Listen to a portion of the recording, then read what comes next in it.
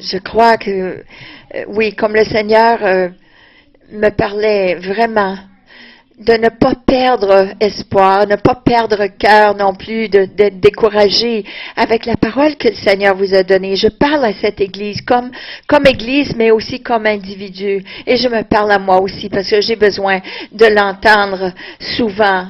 Mais Habakkuk 2 à 3, le Seigneur m'a répondu et m'a dit, écris cela sur des tablettes, car tous ceux qui le liront à un temps appointé, à la fin, elle parlera et elle ne mentera pas. Même si tu dois attendre, attends-la parce que elle va venir.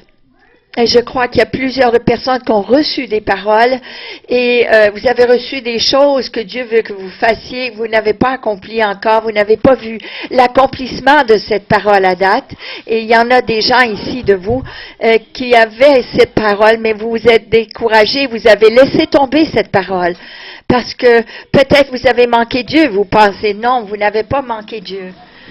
Mais vous devez attendre et vous tenir sur cette parole et vous devez décréter cette parole en existence.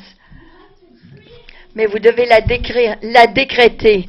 Ézéchiel 22-28 dit, décrétez-la et elle sera établie et la parole brillera sur vous.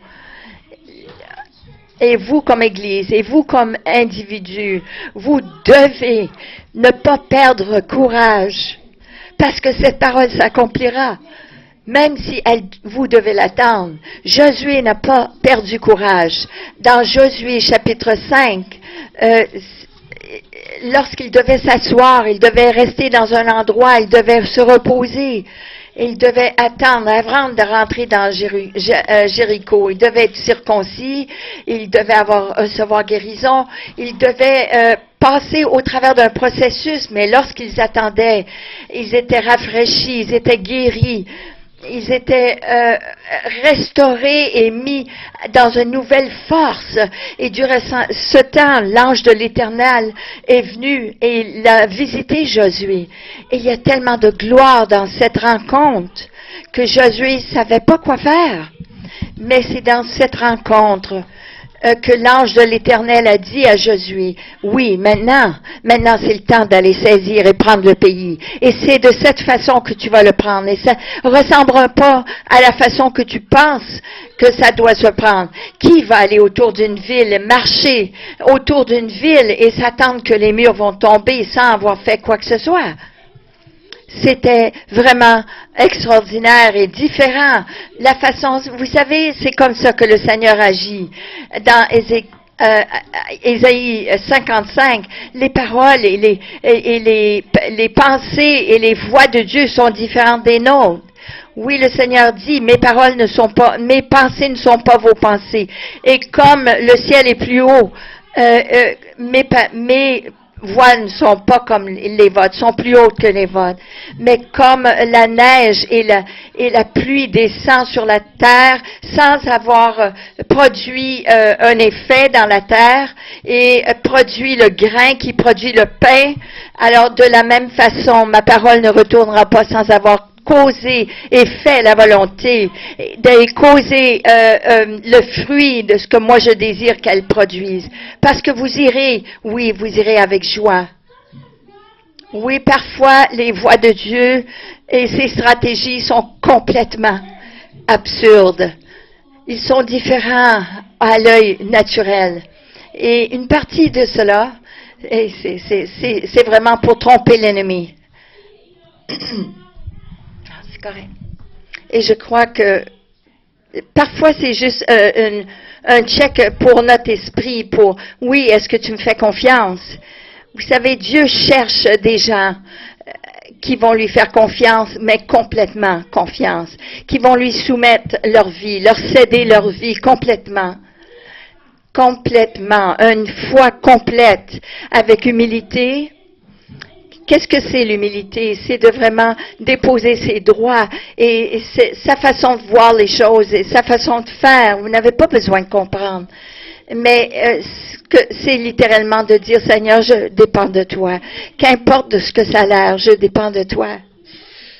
Ça, c'est l'humilité. C'est un cœur contrit. c'est d'apprendre à comprendre sa parole, d'écouter sa parole et de courir avec. Ce n'est pas un temps de perdre courage parce qu'il y a des obstacles dans le chemin. Parce qu'il y a un obstacle dans le chemin que vous n'avez pas prévu. Non, que vous n'avez pas vu venir. Ces obstacles sont des opportunités. Numéro 1, de faire plus confiance à Dieu. Oui, apprenez à comprendre son caractère et le comprendre et l'aimer et de comprendre son autorité. Vous savez, on va regarder Josué 5, encore une fois. Mais dans Luc chapitre 8 et dans verset 22, j'aimerais que vous voyiez ceci. Regardez bien. Ils sont là dans la barque, mais avant même d'embarquer dans la barque, ça dit, ces jours-là, Jésus et ses disciples embarquaient dans la barque, et même avant même qu'ils commencent leur voyage, le Seigneur leur dit, allons de l'autre côté. Il dit ceci, voici ce que nous allons faire, nous allons de l'autre bord du lac. Mais qu'est-ce qui arrive? Il y a une tempête qui s'élève. Et là, les disciples commencent à paniquer parce qu'ils pensent qu'ils vont mourir. Un obstacle arrive dans le chemin. Et là, ils ont perdu vue de la parole que Jésus a dit. Lorsque Jésus dit quelque chose, c'est fait. Il n'y a rien qui peut arrêter sa parole de s'accomplir. Amen. Lorsque Jésus le dit, si vous le croyez, ça va s'arriver. Dieu toujours performe sa parole. Il agit toujours selon sa parole. Et là, il dit à ses disciples, allons de l'autre côté du lac.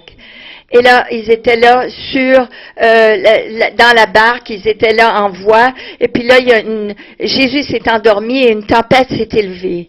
Et là, ils sont venus à Jésus, ils l'ont réveillé, ils ont dit, Maître, nous périssons. Et il a repris les vagues et la tempête et le vent. Et il leur a dit, où est votre foi? Ils étaient pleins de crainte, ils étaient surpris, ils se demandaient, mais qui est cet homme qui commande même le vent et les vagues? Ils avaient oublié la parole que Jésus leur avait donnée. Ils ont oublié la parole, ils venaient de la dire, et pourtant ils l'ont oublié. Il y a quelque chose qui est arrivé, ils n'ont pas vu cet obstacle qui s'est élevé contre eux. Jésus a dit, bon, allons l'autre bord, ils pensaient que ça serait, vraiment là, en douce, mais la vie n'est pas comme ça. Il y a des opportunités, mais il y a des obstacles, et ces obstacles sont des opportunités pour que vous grandissiez dans votre autorité comme croyants. Et vous savez, Jésus veut augmenter votre autorité. Il veut augmenter votre paix. Il veut augmenter votre stabilité en lui. Et ça, c'était un test, un examen de leur foi, de leur dépendance sur le Seigneur. Et combien allez-vous vous tenir dans la barque, dans sa force, sur sa parole qu'il vient de dire? Dieu a des paroles pour vous. Il a des paroles pour vous. Il a déjà eu des paroles pour vous. Il a des paroles pour cette Église. Et parfois, les choses n'arrivent pas comme on pense, comme on a prévu, comme on voudrait. Mais Dieu nous teste pour voir dans notre obéissance. Parce qu'il veut qu'on ait des obstacles le long du chemin pour voir si on sera obéissant. Mais il y a des choses, même malgré les tests, qui sont des bonnes choses que nous ne voyons pas venir, que Dieu veut relâcher le long du chemin. Et parfois, même s'il n'y a pas de détour, il n'y a pas de transition, parfois on manque les choses que Dieu veut nous donner. Alors, retournez à Josué, dans le livre de Josué. Josué envoie ses espions pour aller voir dans Jéricho, pour espionner Jéricho. Et là, les espions, ils voient cette femme, Rahab, qui est une prostituée. C'est une femme, elle ne suivait pas Dieu, mais elle était là.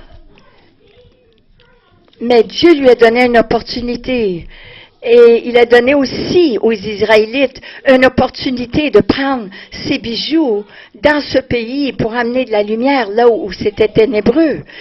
Vous voyez, Rahab est mentionnée dans la généalogie de Christ. Elle est littéralement mentionnée dans sa généalogie. la généalogie de Jésus-Christ. Elle vient pas de la généalogie d'Abraham. Elle ne venait pas choisie, elle n'était pas choisie du peuple de Dieu. Mais parce que les Israélites devaient passer au travers de cet endroit et passer au travers de Jéricho. Ils sont venus en chemin, ils ont trouvé Rahab et elle est venue à mettre sa confiance dans le Dieu des Israélites. Et comme résultat, comme conséquence, toute sa famille est devenue des gens qui ont suivi l'Éternel. Et à cause de cela, elle fait partie de la généalogie de Christ. Mais s'ils avaient passé à côté, s'ils avaient passé autour de cette ville, ils auraient manqué cette opportunité, ce que Dieu avait en réserve pour eux. Et parfois, Dieu vous amène à des endroits pour un but très spécifique, pour amener des bijoux de cet endroit. Je me rappelle lorsque on a été appelé au ministère. Il y a tellement de portes qui ont été ouvertes et jamais j'aurais cru cela. Et ça fait 5 ans je suis mannequin, mais sur le côté. Jamais je suis ménonite. J'ai été élevée comme ménonite. Et dans ma famille, on n'a jamais parlé de cela, d'être mannequin. C'est vraiment une idée absurde à mes parents même, lorsque je leur ai dit en premier lieu.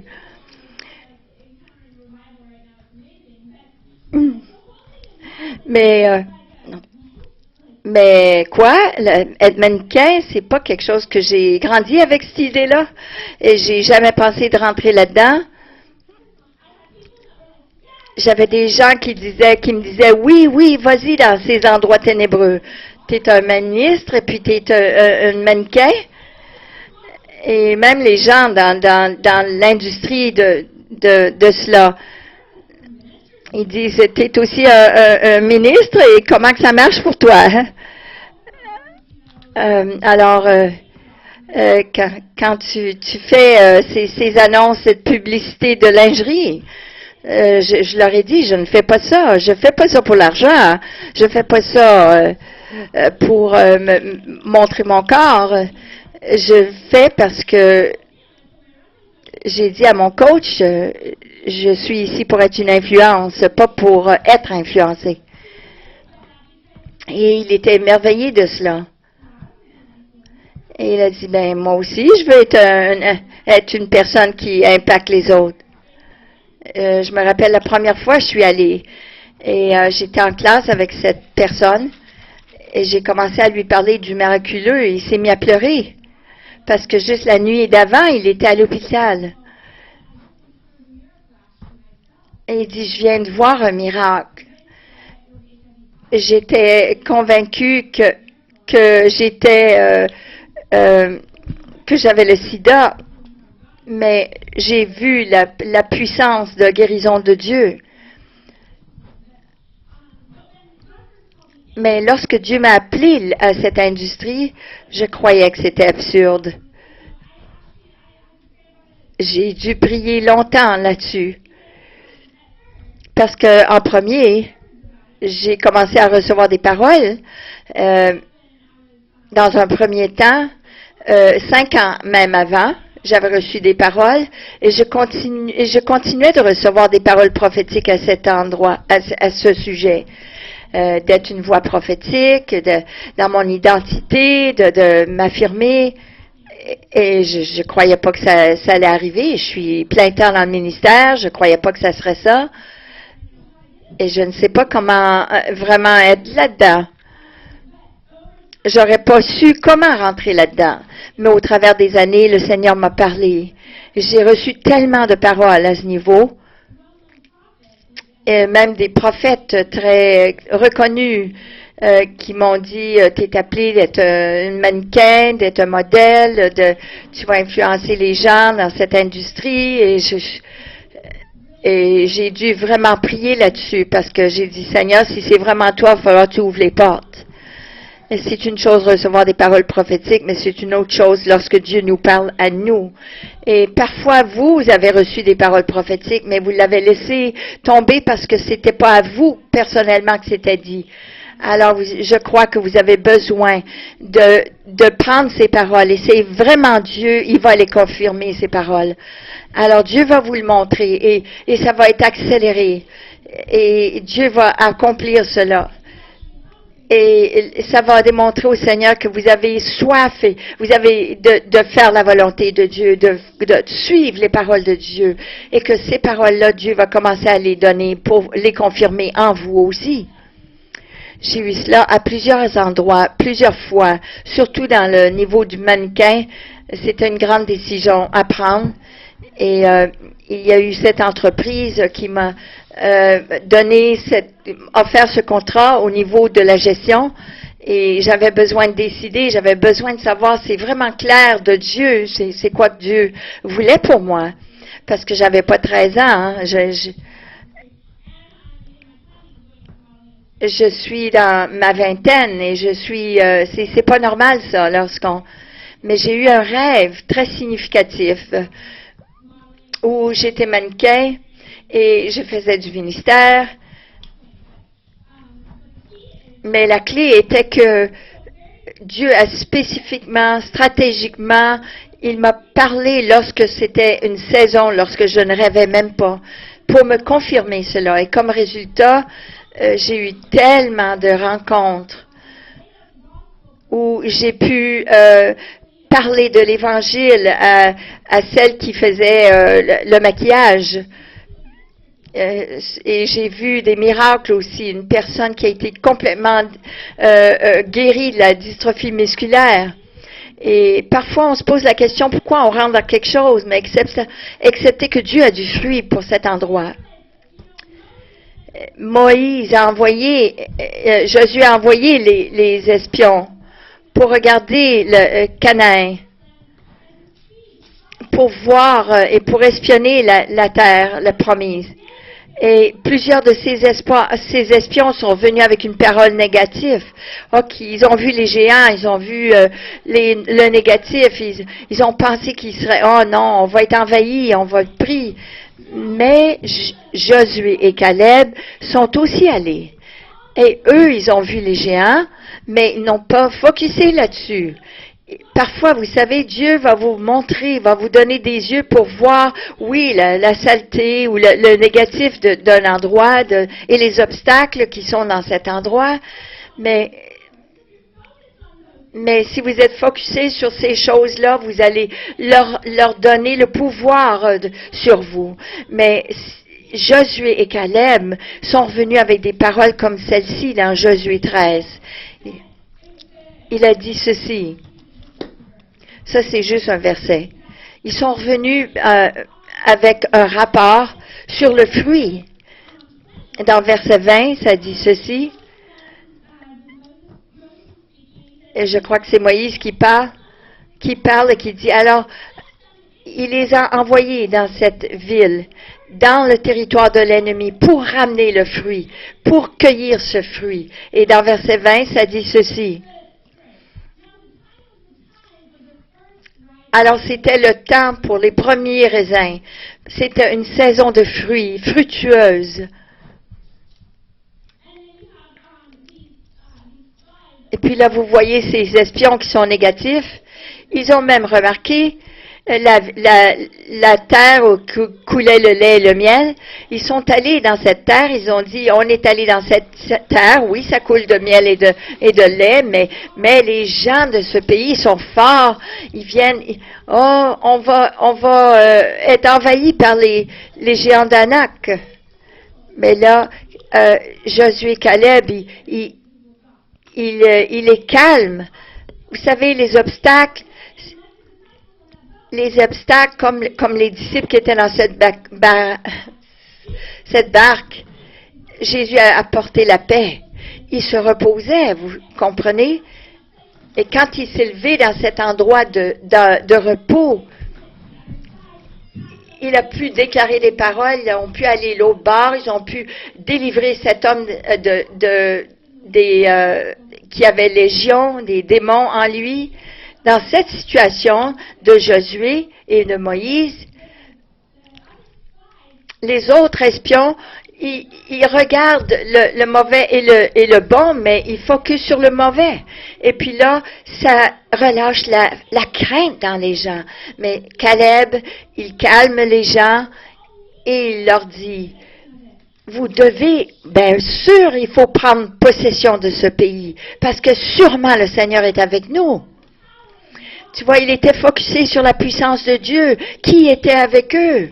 Et David aussi, avant d'aller devant Goliath, il aurait pu, Goliath essayait de mettre de la crainte sur lui. Puis il dit, t'es-tu un chien? Il se moque de lui. Il dit, tu viens-tu avec des bâtons puis des roches?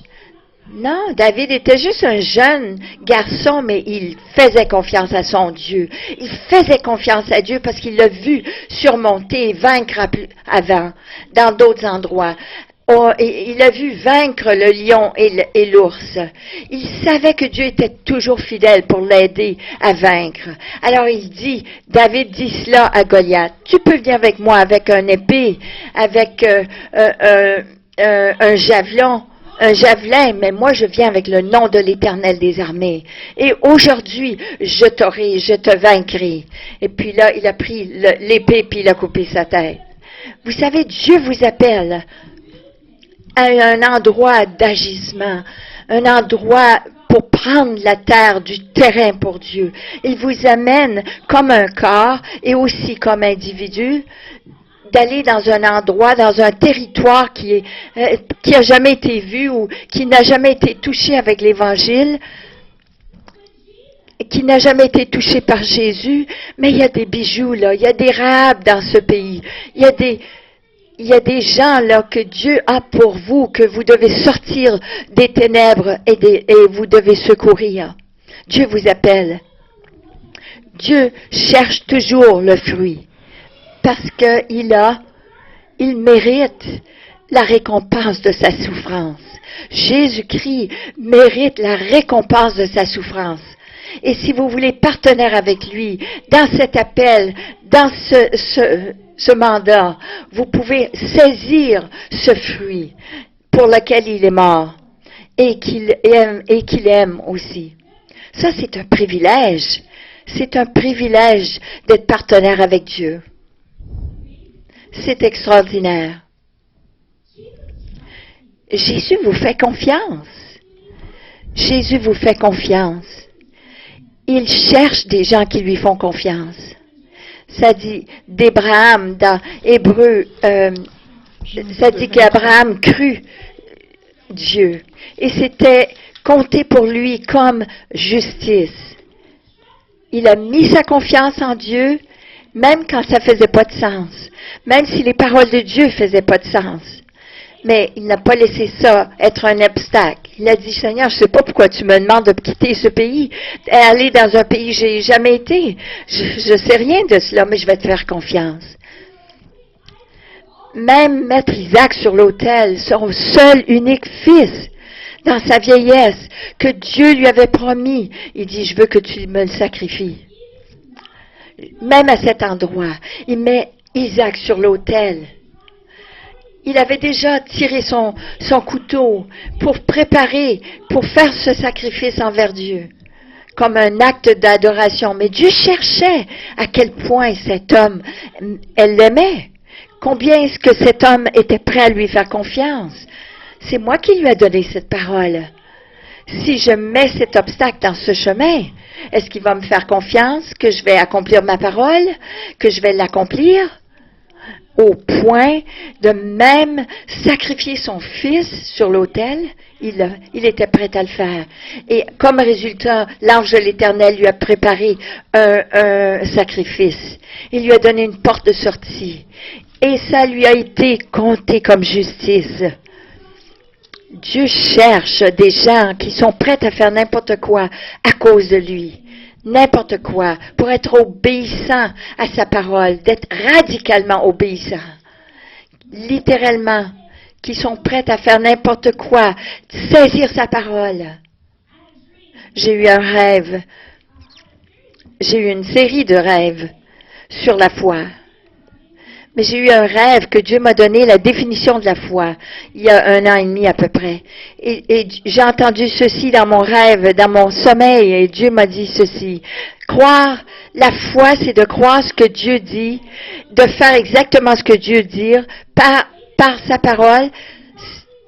C'est de croire exactement ce que Dieu dit, par sa parole et par son esprit. Lorsque Dieu vous parle, allez-vous saisir cette parole et vous en tenir à cette parole. Allez-vous lui faire confiance que Dieu vous parle. Parce que Dieu dit, ses brebis entendent sa voix. Que ses brebis entendent sa voix et le suivent. Et parfois les gens, ils pensent, c'est peut-être pas Dieu. On combat tout cela. Surtout dans la parole prophétique, les paroles de connaissance que Dieu nous donne. Pour d'autres, il faut faire confiance. Mais je te fais confiance parce que je t'ai déjà entendu, Seigneur. Je te fais confiance parce que j'ai vu le fruit. Je te fais confiance parce que tu m'as déjà parlé à cet instant. Alors, il faut être dans la parole. Il faut vivre dans la prière. Et si vous faites cela, vous allez entendre sa voix. Ça, c'est le standard qui vous garde en alignement avec la parole de Dieu. Comme ça, lorsque Dieu vous parle par son esprit, vous allez ceci pour confirmer comme votre alignement, votre standard pour vous garder au bon endroit. Et lorsque vous voyez Dieu vous parler dans votre temps de prière, croyez-le. Il va vous parler dans une petite voix douce, mais il va aussi vous parler au travers des rêves et des visions. Parfois, il parle à ses enfants. Et parfois, ça demande, oui, dans cette petite voix douce, ça demande beaucoup de foi, beaucoup de confiance. Il veut être un avec vous. Il veut vous parler jour et nuit.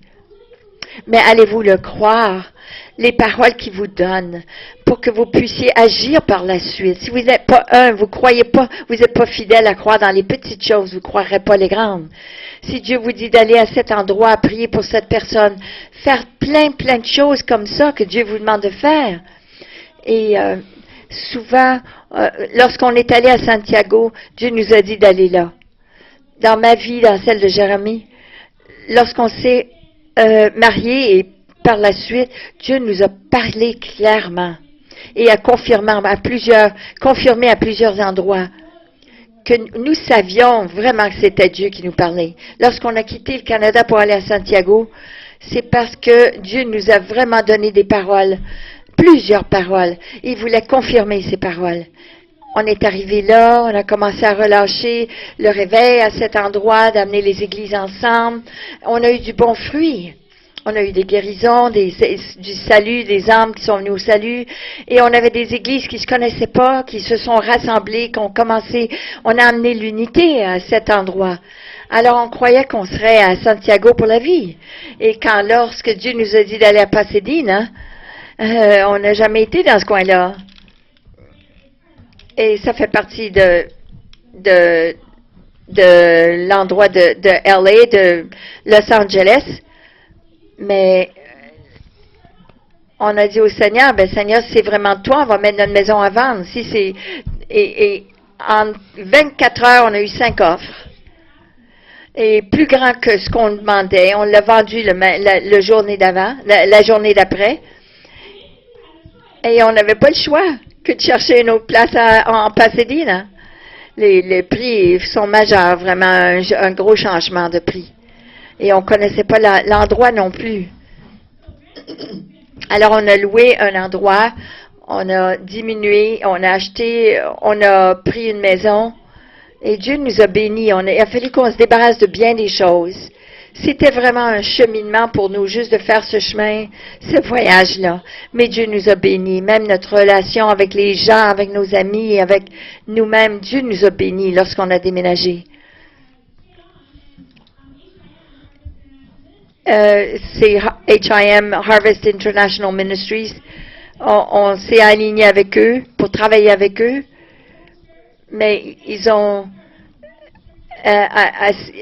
une église, mais au Santiago, on était un réseau d'églises ensemble. Mais Et à cause de cet alignement-là, le Seigneur a commencé d'augmenter. Parfois, le Seigneur nous amène à faire quelque chose et puis changer de travail même, d'endroit d'emploi. Et lorsque vous rentrez dans cet endroit et que vous obéissez à la parole de Dieu, vous allez avoir le fruit. Vous trouverez les Rahab, ces petits bijoux. Et Dieu vous amène à faire du ministère dans cet endroit, cette place de travail. Et parfois, vous savez que ce n'est pas la fin, l'accomplissement d'une parole prophétique. Mais il y a toujours une raison pourquoi Dieu vous fait faire des tournants et aller d'une place à l'autre. Pour vous arriver là à la destination. Dieu teste toujours notre confiance en lui. Je ne veux pas prendre beaucoup plus de temps, mais j'ai besoin de clôturer ici, mais j'aimerais partager une dernière chose avec vous. C'est que le Seigneur, lorsqu'il m'a parlé sur la foi, et j'ai prêché, je n'ai pas prêché sur la foi, mais littéralement, ce matin, lorsque le Seigneur m'a parlé, il m'a dit de dire ceci parce que c'est une parole pour vous. Alors, ce rêve que j'ai eu, il y a presque 2 ans, j'étais dans une fusée et Jeremy était avec moi et on était dans l'espace, on volait au travers de l'espace et comme nous passions dans l'espace, on est venu autour de la planète Saturne. Vous savez, comme il y a cette auréa autour de la planète Saturne, c'était vraiment réel. Et je regarde au travers de la fenêtre et là, je prenais des photos et j'ai dit, oh, c'est beau. Je demande au pilote, comment est-ce qu'on peut atterrir? Est-ce qu'on peut vraiment atterrir sur la planète? Et le pilote, il dit, oui, on va l'arrêter, on va atterrir. Et puis là, il n'y avait pas beaucoup de gens, là. Et puis là, je sors mon téléphone et puis je prends des photos avec et je vois cette planète et c'était une planète vraiment, c'était un territoire qui n'avait pas été touché. Il y avait très peu de touristes qui avaient été, mais c'était vraiment intouchable. C'était il y avait très peu de gens et il y avait aussi des toilettes. C'était important. Oui, des toilettes. Alors, on a utilisé les toilettes, puis là, on a embarqué la fusée, puis là, on a décollé encore une fois et le Seigneur m'a parlé. Et puis là, j'étais comme bouche bée parce que j'étais vraiment excitée. Je pensais que c'était un rêve, mais le Seigneur, il dit, j'appelle mon peuple à croire pour des choses extraordinaires en dehors des choses terrestres, les choses qui n'ont pas été connues, qui n'ont pas été vues encore, les choses qui ont été espérées et qui n'ont pas vues encore. La foi, c'est l'assurance des choses espérées. Alors le Seigneur me disait, je veux que mon peuple croie pour ces choses qui sont hors de la normale, hors de leur cosmos, hors de leur vision. Et c'est pour ça que je voulais prendre des photos.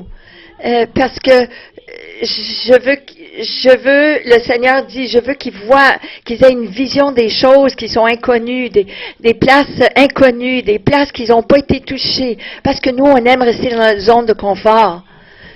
On aime rester dans les places qui sont confortables, qui sont, mais vous savez, il faut pas posséder notre Jéricho, on ne peut pas la prendre. Si vous n'avez pas d'endroit, vous pouvez pas, si vous restez en place, aller saisir les Jérichos, aller conquérir les Jérichos, les endroits, les terres promises et les Rahab, et parfois, Dieu veut vous amener dans cette place-là, il y a 10 ans, dans votre zone de confort, mais si vous voulez avoir des nouvelles choses, des nouveaux trésors, des nouveaux bijoux, vous devez prendre une étape, aller de l'avant et prendre un pas à de l'avant. Et Dieu me disait au travers de ce rêve, que le Seigneur il disait, je veux qu'il voit une vision des choses qu'ils n'ont jamais encore saisies. Même dans ces ténèbres, il y a des endroits où il n'y a pas beaucoup de gens qui me connaissent. Et il y a du territoire qui n'a pas été encore touché.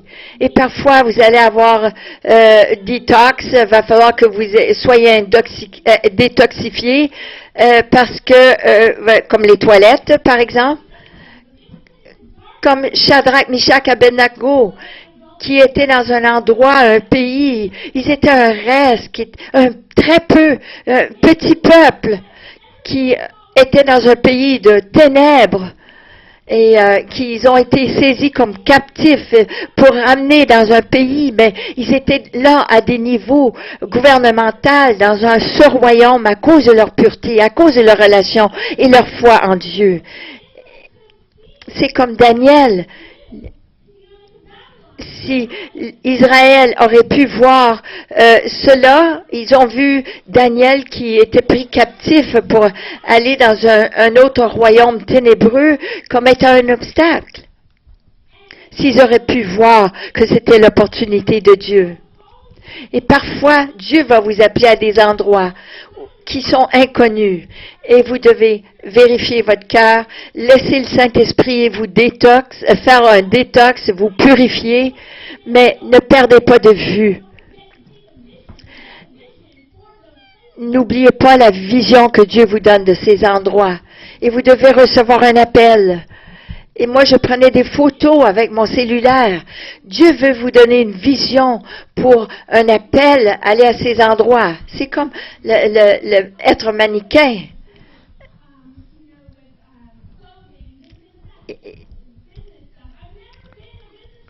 J'ai jamais été une personne d'affaires, mais Dieu me donnait cela.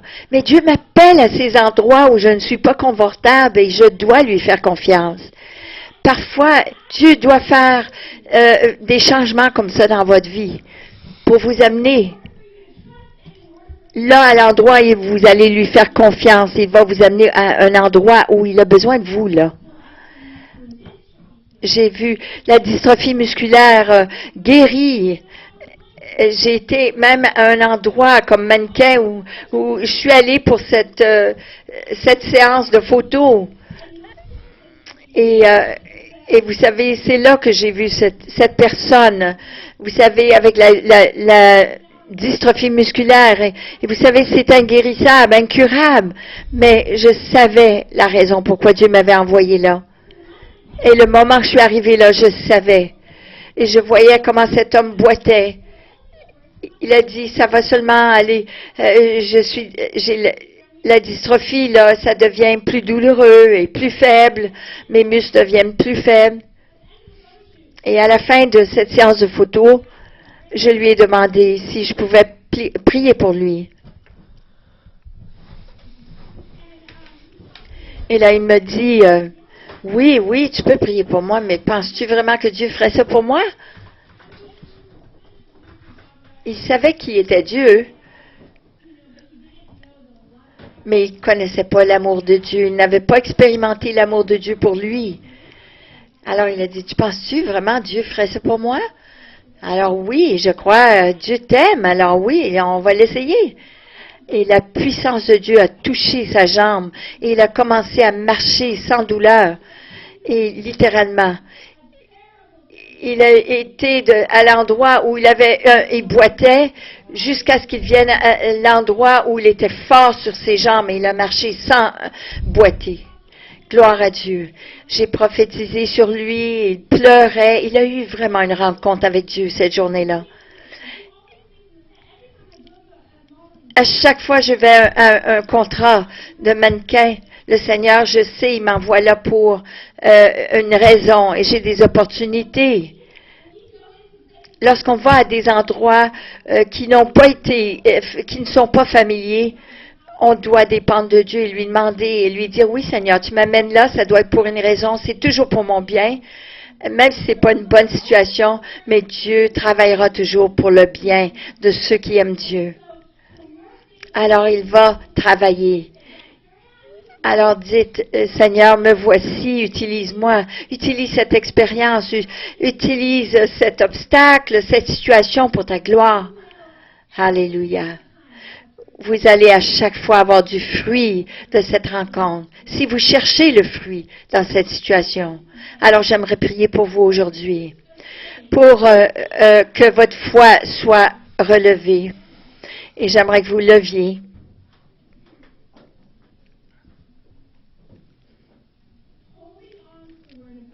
Tenir ferme la parole de Dieu.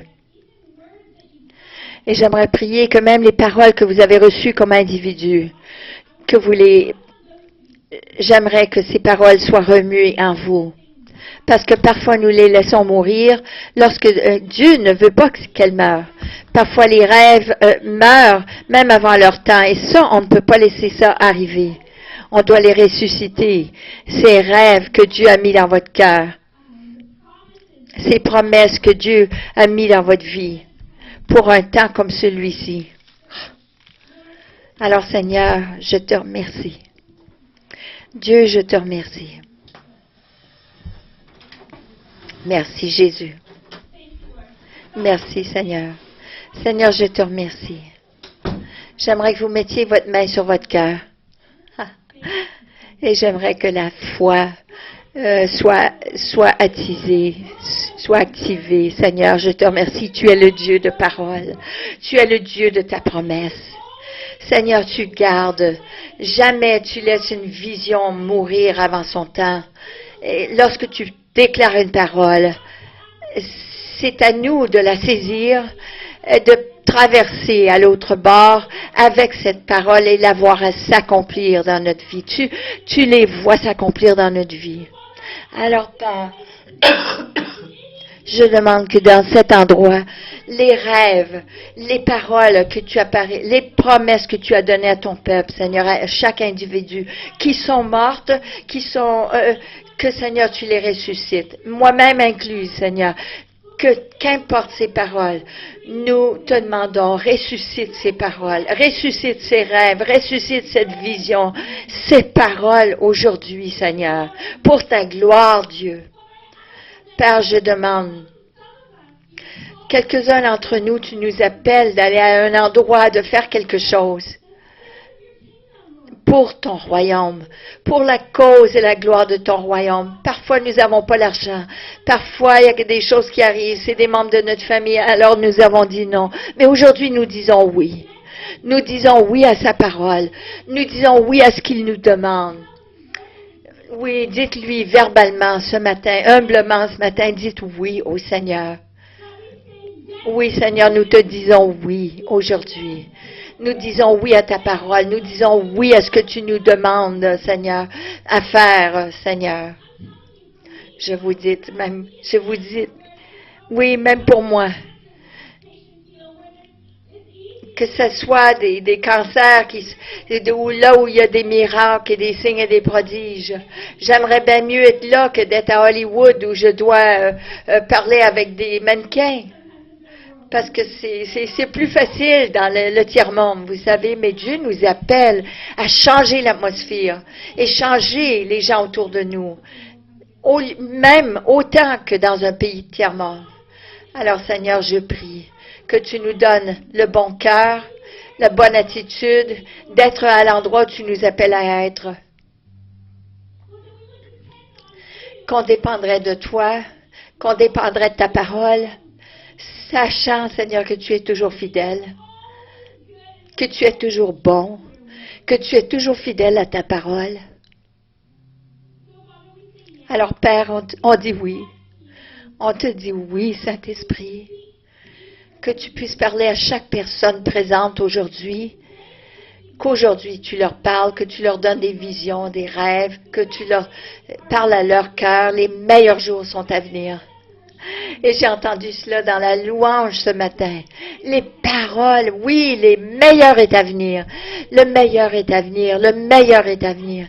Alors oui, Seigneur, nous te remercions que nous ne sommes pas dans un endroit. Ces gens-là ne déménagent pas, ne vont pas plus bas, un temps plus pire, mais ça va être le meilleur des temps. Mais ça va être un temps fructueux. C'est une saison de moisson. Une saison de moissonner, Seigneur. Même pour ce corps ici, c'est une saison de la moisson. Je te demande, Seigneur, de leur montrer leur territoire. Leur montrer, Seigneur, comment ils doivent, là où ils doivent parler, là où ils doivent avoir une influence. De sortir les Rahab des Jéricho, de sortir les trésors et les bijoux, Seigneur, des ténèbres. Nous te remercions que c'est une saison de fruits, une saison, Seigneur, de gloire. Seigneur, que ta gloire descende sur ce corps. Relâche ta gloire, Seigneur, sur ce corps. Relâche ta gloire. Je te remercie, Seigneur, pour le rappel, pour se tenir comme des veilleurs, et spécialement d'aller pour saisir et de conquérir la terre, pour faire aussi, Seigneur, une différence et de saisir et de prendre des âmes. Je te remercie pour cette saison de transition. C'est une belle chose. Merci, Seigneur, que tu puisses les rencontrer. Littéralement, vous allez à cet endroit où Josué a rencontré l'ange de l'Éternel. Vous êtes à cet endroit-là. Alors, je te remercie, Seigneur, dans cette saison d'en rencontre, Seigneur, avec toi. Une saison de rencontre, de stratégie, Seigneur. De réveil, Seigneur. De fruits. Je te remercie, Seigneur, que tu prépares le chemin pour eux. Et que, Seigneur, ils sont des vaisseaux, Seigneur, de gloire pour toi. Je te remercie pour cette saison de fruits. Que ta parole, Seigneur, pour Montréal, pour le Québec, pour cette province, que cette parole pour cette nation. Et Seigneur, je déclare, oh Dieu, je déclare dans cette saison, cette province va saisir cette dépendance sur Jésus. Comme ils n'ont jamais fait auparavant, que leur dépendance sur Christ soit complète, que l'humilité s'élève dans l'Église, dans les églises, provincialement, au travers de la province, que les églises, les différents corps, les différents leaders, les différents pasteurs s'élèvent avec une dépendance et une confiance complète en toi. Dans le nom de Jésus, nous te remercions pour cette dépendance, cette humilité au nom de Jésus. Merci Seigneur. Merci Seigneur.